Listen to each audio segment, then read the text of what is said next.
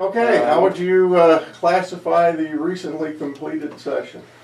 Well, I would say disappointing from the standpoint that, as you might have seen, we called that during the limited floor period, which is supposed to occur in the next couple of weeks, that we go back in to take up all these jobs and workforce development bills that are laying on the table.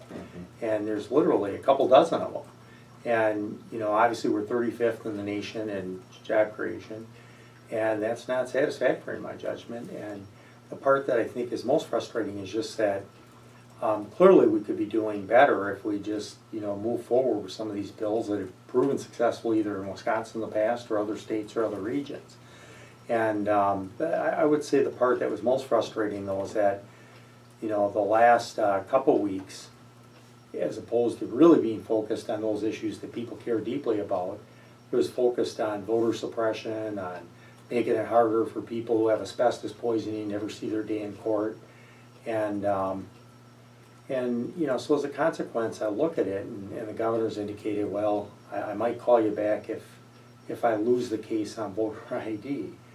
And, that's his prerogative, but it's like, look, I don't think that's the most pressing issue that we're facing in the state of Wisconsin. And so as a consequence, we felt like, look, let's at least put on the table the fact that we've got these 24 bills, and at least a dozen of them the governor agreed with. I mean, that's a part that I guess is so maddening. It'd be one thing if we're trying to promote going back on the minimum wage, we know he doesn't agree with that, or trying to expand Badger Care, which we know he doesn't agree with, but at a minimum, those things that he stated publicly he agrees with, let's at least get those done. I mean, some of these bills are bills that he actually had put forward in a special session going back to a couple of years ago that had never passed, that are sort of laying on the table still, so let's pick them up and let's get them through. So why, you could speak to some degree for the organization. Sure I can. Is it fixed? It's doing much better, there's no question. There's still some problems, obviously, but we are doing significantly better. Part of the problem, when WEDC was created, they literally, Bill, went from, on June 30th, having the shingle up for Department of Commerce, and July 1st taking that down and putting up WEDC, without so much as a business plan or a transition plan to speak of, and despite us all calling that they do that.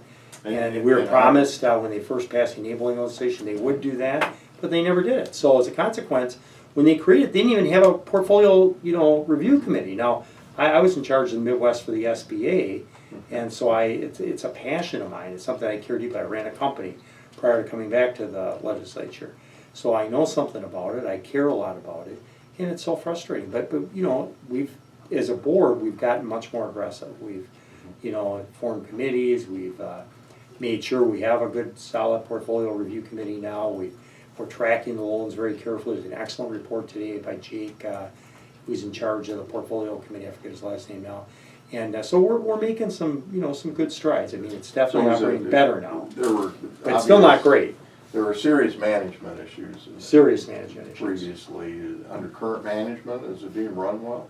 Well, one of my criticisms is that, when I was part of the Be Bold Commission that recommended creating this, and why was I interested? Because when I was in charge of the Midwest, I saw Indiana had a model something like this that seemed to work pretty well, and I thought it made sense to get more private sector involvement. But part of the rationale for creating it is we would get world-class talent, and we would stop the revolving door that went on in commerce.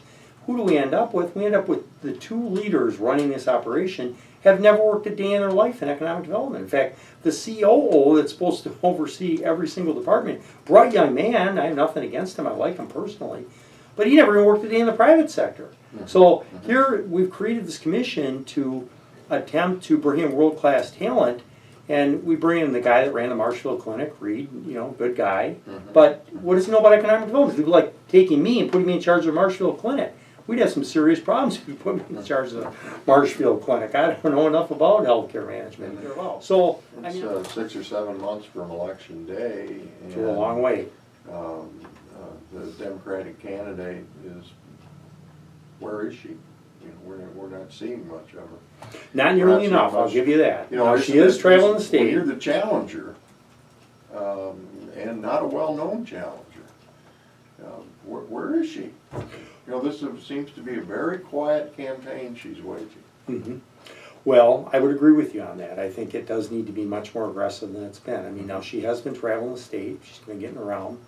But I think, you know, one mistake I think she's made, which I've told her people, is she should be advertising now. She's got the resources, and, you know, the reason, you know, people need to know who you are. I mean, feel comfortable with you, feel comfortable with your plan. And unfortunately, the only way you really get it out there is to advertise and mail out Well, brochures. again, the Marquette poll showed, you know, a very large number of Wisconsin voters have no idea who she is. Right, and that's true. I mean, even Democrats don't really know who she is, to be frank. I mean, I have people in my home area in Kenosha Racine, they have absolutely no, they ask me, who is this lady? You know, they ask that, and then they ask, what is she going to do about the casinos? That's her second question. Yeah, we're always interested in that here in Beloit. I know, you've got a little proposal yourself there that I'll bet you probably would like to see pass through. Well, you know, you know, I don't know where you think these things are going, but the Ho-Chunk in their compact has one more site Right. already approved by the state. Well, it's interesting because I do talk to the governor regularly, and he doesn't agree with that assessment. He thinks that he has to still approve it.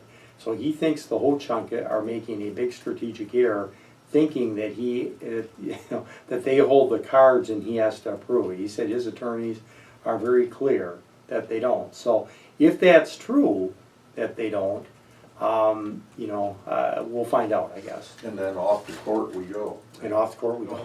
Folks here did not like the redistricting. Nor any place else, I'd have to say, quite frankly, other yeah, than well, maybe you in the know, Republican convention. I think they all loved it. But you know, in fairness, you know, when Governor Doyle was there and Democrats pretty much ruled the roost in Madison, you guys were in no hurry to reform the redistricting process.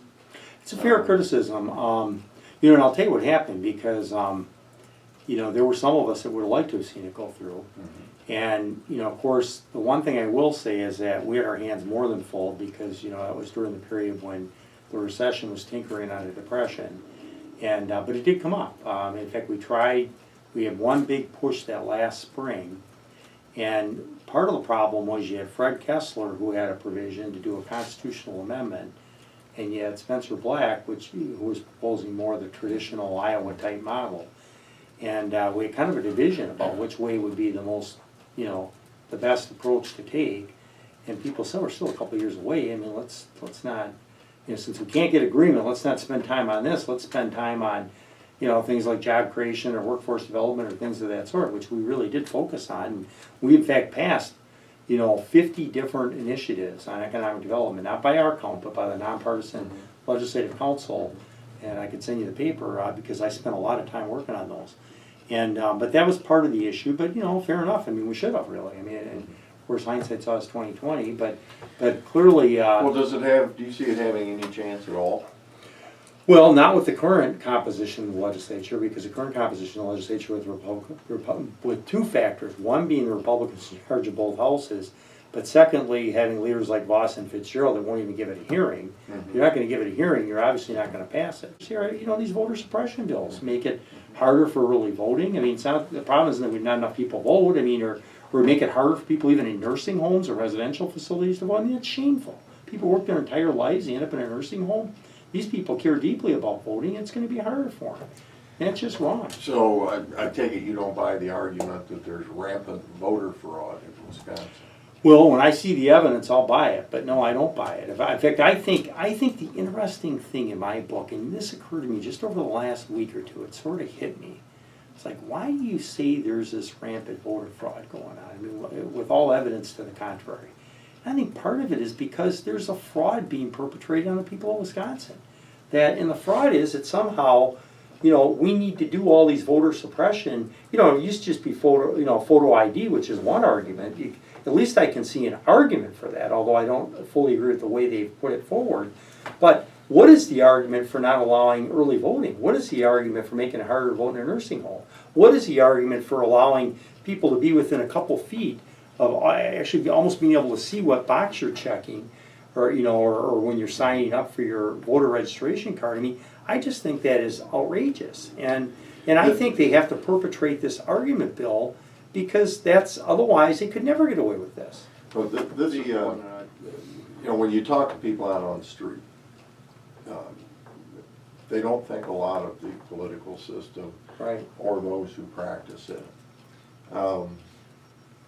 What can you do in this sort of polarization where the two parties can't seem to get along, can't do anything together? The pendulum wildly swings to the right or maybe swings to the left at some other point. It's not what people want. No, not at all. You know, we all know that. It's not what people want. How do you heal this problem? How do you get people to listen to each other, talk to each other, make decisions together? I'm not talking about, you know, getting together over a campfire and singing Right. all night to a guitar, but to be able to work through this like grown-ups. Well, I mean, I think it's a way you comport yourself. I mean, if you're in meetings and you're just name calling and, you know, engaging in ad hominem and, you know, I mean, that produces that kind of poisonous environment where, you know, it's up to each legislator to comport themselves in a respectful, professional manner, and I personally try to do that. And I think that's very important, and I think that the more that's done, the more people do tend to listen to each other. And that is very important. And we did have some bipartisan successes. They were few and far between, and unfortunately, for the most part, not on the huge issues of the day, albeit some important issues like, you know, heroin bills, for instance, or some of the mental health bills. And, you know, so there were some successes there. So you kind of build upon those. My company